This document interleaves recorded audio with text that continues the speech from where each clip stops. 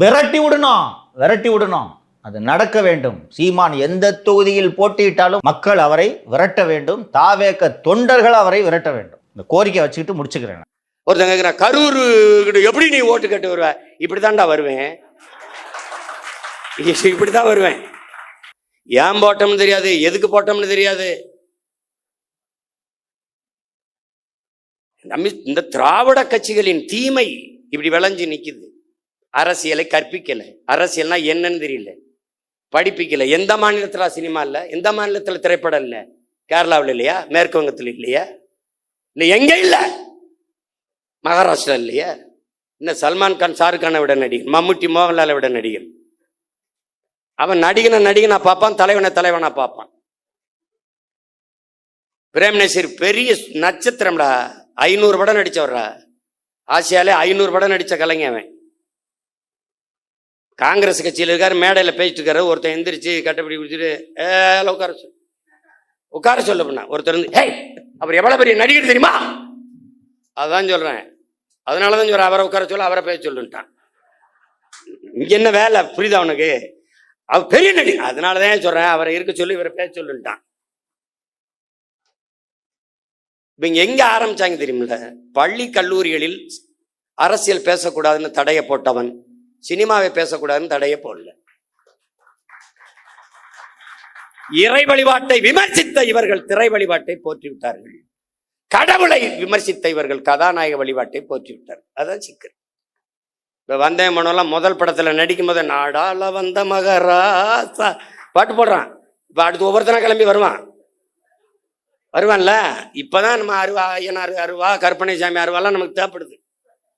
அதுக்குள்ள ஏதாவது ஓட்டை போட்டு நாட்டை காப்பாற்ற பார்க்கணும், வேலையை பார்க்கணும். நம்ம ஒரு உயர்ந்த கனவை கொண்டு நிற்கிறோம் என் உடன் பிறந்தார்களே. இந்த கட்சி சும்மா மற்ற கட்சி மாதிரி கட்சியில வருவான் போவான் நிற்பான், எதிர்பார்ப்பு ஒன்று இருக்கும், வருவான், அது நிறைவேறலைன்னா போவான். இங்க ஒன்ன கவனிச்சுக்க, நீ ஒன்று விழுந்தால் 9 எழுவோம். இது உணர்ச்சி பாவலருடைய கருத்து. ஆனால் இன்று நிலைமை ஒன்று விழுந்தால் 100 ஓர் 1000 எழுவோம். அதுதான் நாங்க. வெட்டி வீழ்த்தப்பட்ட மரத்தின் வேரிலிருந்து மொத்தமாக தலைக்கும் தளிர் போல துளிர்த்து எழுவும். அதான் தமிழ் தேசிய அரசியல். தமிழ் தேசியம் என்றால் என் மொழி, என் கலை, என் இலக்கியம், என் பண்பாடு, என் வழிபாடு, என் தொன்று தொட்ட வேளாண்மை, என் காட்டு வளம், என் கனிம வளம், என் நீர் வளம், நிலவளம், மலை வளம், மணல் வளம், மண் வளம், எல்லாவற்றையும் காப்பது, எல்லாவற்றையும் காப்பது. பெண்களுக்கான சம உரிமை, சம வாய்ப்பு, தொழில் வளர்ச்சி, பொருளாதார மேம்பாடு, இது எல்லாத்திற்கும் ஒரு அரசியல் இருக்கு. தமிழ் தேசியம் என்பது ஒரு பெரும் அடையாளம், ஒரு தேசிய இனத்தின் பெரும் அரண். அது ஒரு கட்சி அதுக்கு வச்சிருக்க தமிழ் தேசியம் தமிழ் தேசியம் நினைச்சுக்கிட கூடாது. இது ஒரு காப்பு அரண். இது ஒரு வேற்றுக்கிரக சொல் மாதிரி தமிழ் தேசியம் பேசுகிறார்கள்.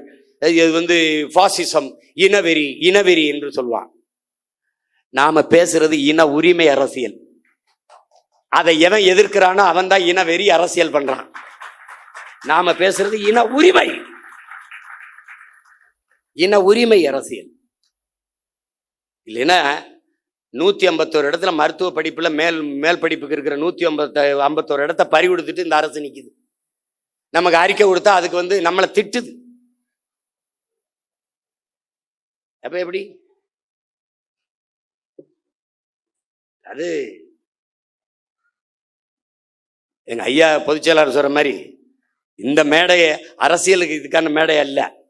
அதுக்கு இன்னும் காலம் இருக்கு. நாங்க காத்திருக்கோம். ஏன்னா எங்க ஐயா எங்களுக்கு பாடிவிட்டு போயிருக்கான், மிகுதியான் மிக்கவை செய்தாரை தாண்டம் தகுதியால் வென்று விடல்ங்கிறான். இந்த மாதிரி ஆளுகள்லாம் வருவான். எந்த மாதிரி இப்ப வந்திருக்காங்களே இந்த மாதிரி ஆளுகள். எப்படி? இவன்லாம் யாரு?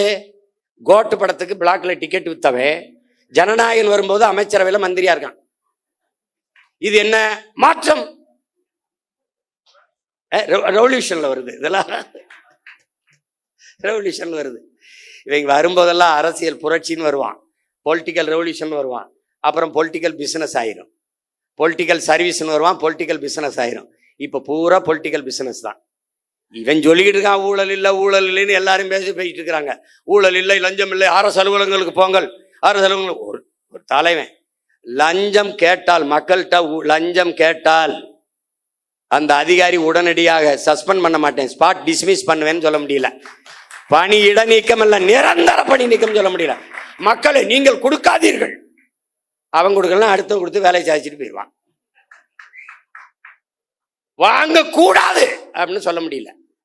கொடுக்காதீங்க, உங்க மகன் அவன் சொல்லுவான், எனக்கு அவர் தான் மகன், நீ கொடுத்தாதான் எழுத்து போடுவேன். யாரு? ஐயோ கொடுமையே, என்ன செய்யணும்னு தெரியல. பெக்டல்னு ஒரு நிறுவனம், அவன் பொலிவியால கொச்சப்பம்பான்னு ஒரு நதியில உங்களுக்கு தெரியாத படிக்கணும், நீர் எழுத்துங்கிற புத்தகத்தை எல்லாம் என் பிள்ளைகள்லாம் படிக்கணும். ஐயா நக்கீரன் எழுதுனது முதல்ல எழுதியிருப்பார், முதல் பக்கத்திலே வருது. அது ரொம்ப உள்ள போக வேண்டியதில்லை. அவன் உலக வங்கியில 250 கோடி கடனை வாங்குறான் பொலிவியா. அந்த கடனுக்கு ஈடா அந்த கொச்சப்பம்பா நதி எந்த குடுன்னு ஒரு முதலாளியை கை காட்டுறான். அவன் தான் பெக்டல் நிறுவனம். அவன் பிரான்ஸ்காரன்.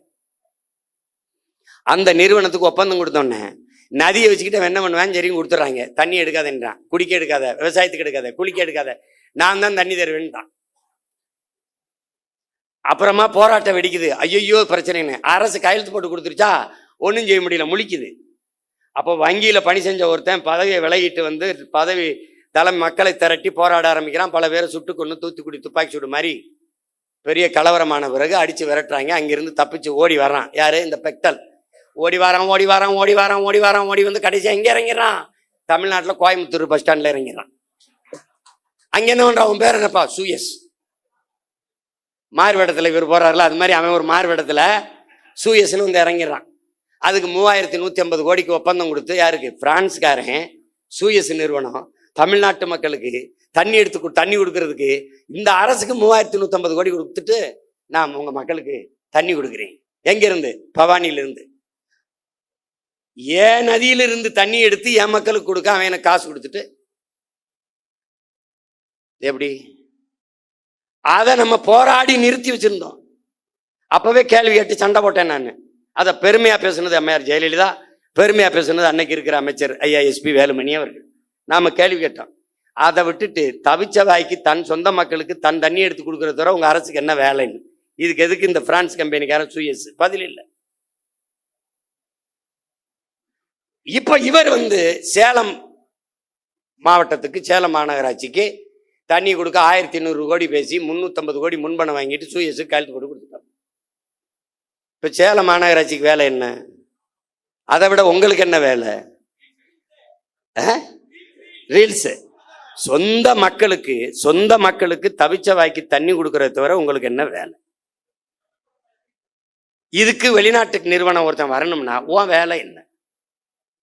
அதுபோக இங்க இன்னொரு கவனிக்கிறது, கடல் நீரை குடிநீர் ஆக்கி கொடுக்க போகிறோம். ஒரு மடக்கு குடிக்கிறாப்ல, அது ஒரு ரீல். 50,000 கோடி.